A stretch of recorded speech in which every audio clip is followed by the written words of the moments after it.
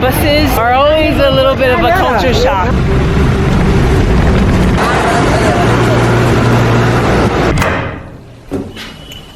I guess it's got charm. During monsoon season, views are hazy. It can rain a lot more. It's really kind of everywhere. It's everywhere over here.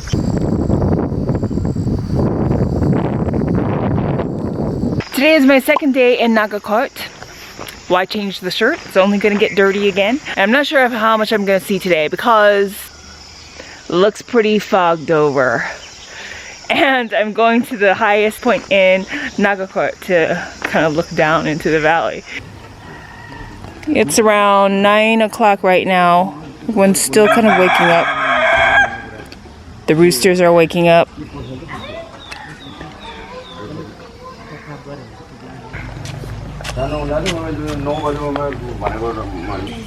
Early risers playing cards. I love this. It's 9 o'clock and the roosters are crowing a little late. Hotel Sunrise Moonbeam Restaurant. I wonder if that's 2 words or 1. Ah, there's the answer. That are stacking SEO keywords. Here is the tourism police Nepal, which is very helpful for a lot of people to know. If you ever get scared, dial 1144. Tourism police, that's another number, as well as an email. When you first arrive, it's always helpful to come to this tourism center. They have like maps that they can show you, as well as kind of give you an idea of what types of hikes or trails there are. Of course, everything's roughly anywhere from 2 hours to 4 and 6. So it's a good chunk of time, but it's something to do. Trying to figure out this map though, and the routes, that's the kind of difficult one. I'm just gonna go up.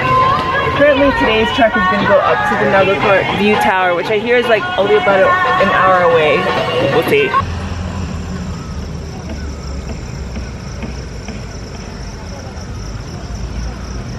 So it's really nice. Every once in a while you'll find like little areas or mounds for people to perch at. This area goes up and my guest house is somewhere up here, I think.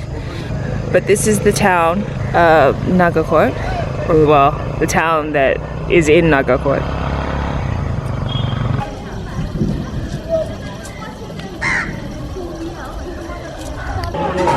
What is this? I think this is milk.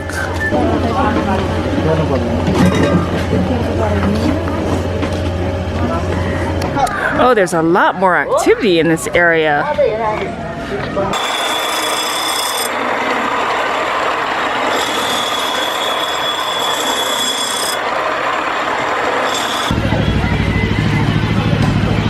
So water, and then pani puri.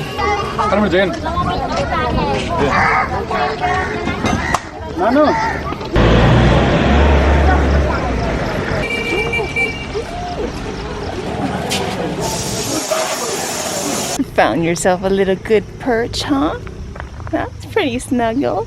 I'm on my way to the bell tower, which is kind of like the highest peak in Nagarkot, for a view. However, I'm a little uncertain. I'm hearing a lot of rumbling. I checked the weather forecast. It's predicted to rain. I'm not sure if I should press on or not, but I'm doing that at the moment. It's really helpful if you have a trekking guide, because then you can go directly to these places versus trying to figure out where they are, which is what I'm doing right now. That's kind of like the poor man's way of doing it.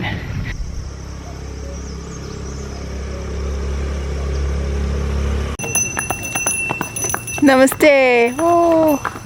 The Nepalese army kind of protects this area. I spoke to them when I got up there halfway, well, and they said that the bell tower is probably around 2.5 kilometers from there. It's gonna be a long way just to get up there for that one view, because even though that might be an amazing view, if the rain comes and I'm caught in it, there's no place for me to hide. That's the way to go. If you can, if there is such a thing as renting a motorbike, then I'd highly suggest doing it, or taking a taxi.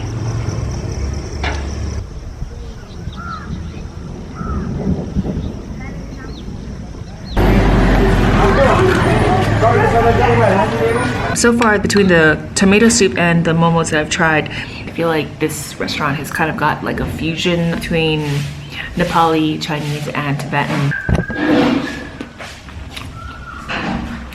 I want to say like the sauce is almost like a Tabasco sauce. I think my eyes are gonna water.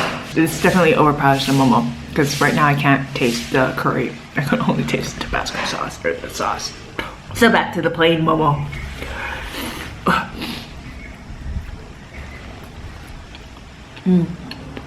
I kind of wish it were just a little softer, a little more like spongy chewy versus just chewy, hard chewy. The wrap is definitely thick. I like the flavor, but my mouth also has to work extra hard to chew it. So I'd say like maybe around a 4. The cost of this is 190 rupees, which is about a little under $2. And I'm still chewing. Maybe 3.5 now. I'm really, really chewy. I'm not sure why they have this design, but they all do. It's very indicative of momos.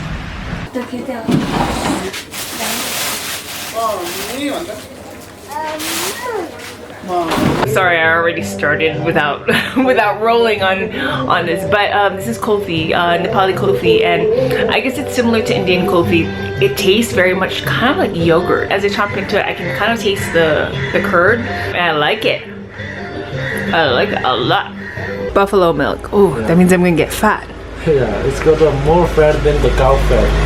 So then from the single milk, we can make a butter, we can make a ghee, and we can make a yogurt at the same time. Now, buffalo yogurt kind of has like a really chunky, creamy consistency. And when you put sugar inside, it's really good. I can't believe this is actually buffalo yogurt. I had this in China and there was no way it tasted like this. Cans over there. Oh wait, the little cans. Yeah, the milk cans. The farmer bringing milks in little, they're smaller than that can. They collect, some of the people collect in the villages and that they bring to us. And we collect here and we take to the Kathmandu. How long? It was only 2 months, you said? Yeah, it's about to be a 3 month, but not really. Nagarkot Nagam milk suppliers. But they have really awesome kulfi and yogurt too. So 21 years old, what is your name? My name is Kamal Tamal. Kamal. And now you own all of this entire like milk, yogurt, and kulfi shop. So that's your goal, huh? When you hit 30. Yeah. That's a good goal. Well, you're already off to a good start, Kamal. It's around 8 o'clock right now, and Kamal reassures me that it's fairly safe walking at night in Nagarkot. There's only a few lit shops and people carrying torches. Along the way, occasionally I'll see fireflies. Ordinarily, as a female solo traveler, I'd probably not recommend women to travel alone in the dark like this, but for some reason, Nagarkot feels safe to me. I think there's always going to be a potential for crime wherever you go, so you still have to utilize street smarts. You know, I just can't stand carpet. You don't know what people have been stepping on. You can't see. You can't see it. You can't clean it. Cement, you can. I probably packed more clothes than I needed to. A rain jacket was necessary for me to bring, but this I could substitute with $2 cheap rain poncho. This is my favorite white long sleeve shirt. I know I've shown this to you in one of my packing videos, and it's one of my favorite white long sleeve shirts that I got. A shirt, blouse, but it's a long one with pockets. This kind of goes well with my leggings and it helps cover up my bum. Now pants. This was a difficult one because pants always take up a lot of space. Jeans aren't really necessary in Nepal, but if you're going to go to like a nice affair or dress semi-decent, then jeans are good to have. I've also brought black leggings because this helps me during, sometimes they're like pajama bottoms. I brought a sarong. It can function as a pseudo scarf, but I wasn't sure if the places that I was going to stay at were going to offer hotel towels. A sarong is a whole lot lighter and dries quicker than a regular towel. I did bring my Eagle Creek packing cubes. These have been super handy. It helps me to categorize. The big one is usually for my pant items. The medium's for my shirt, and the small is going to be for my underwear as well as socks. This is like my little necessity I am cold and I want to be warm bag. But these are like my slip-ons. Anything from leggings to arm warmers to beanie cap. This is what I pack in all my travel. So it just kind of goes in this Ziploc bag because it's just going to be there. Wow, Nepal, you really put my bag through the ringer. Oh my god. So the dirt on my bag, or the dust on my bag, is from just being thrown in the back of the bus. I don't think that bag is gonna go on my back until the end of this trip and I have a chance to clean it off. But this is what I got from using my sock as a dust rag on that.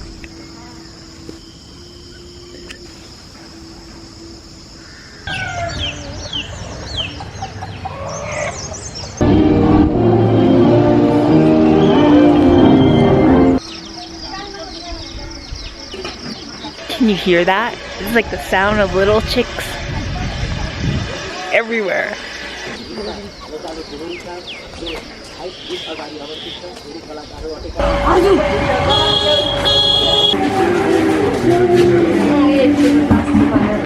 This is my new favorite yogurt and kulfi shop right here. You can recognize it by like the milk containers outside, and next door they are, I guess, kind of like, I don't know, cleaning the milk or making kulfi and yogurt and ghee and all that stuff. I like this. This is kind of like a hazelnut pistachio with chocolate chip bits in it. This cost me 20 rupees, which is less than 20 cents.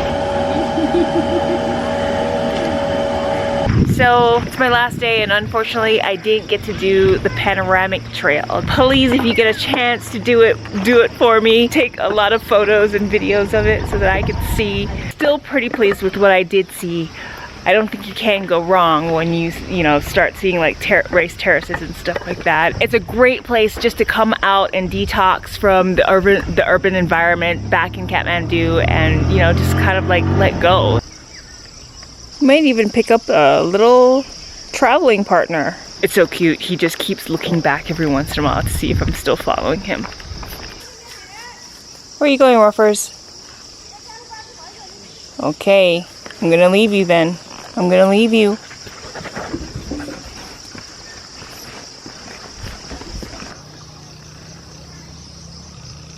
Some people ask me how I stay fit when I travel. Okay, you can tell by my breathing, not that fit. But hiking destinations like this are the best way to stay fit and burn calories, because the view, you never get tired of the view.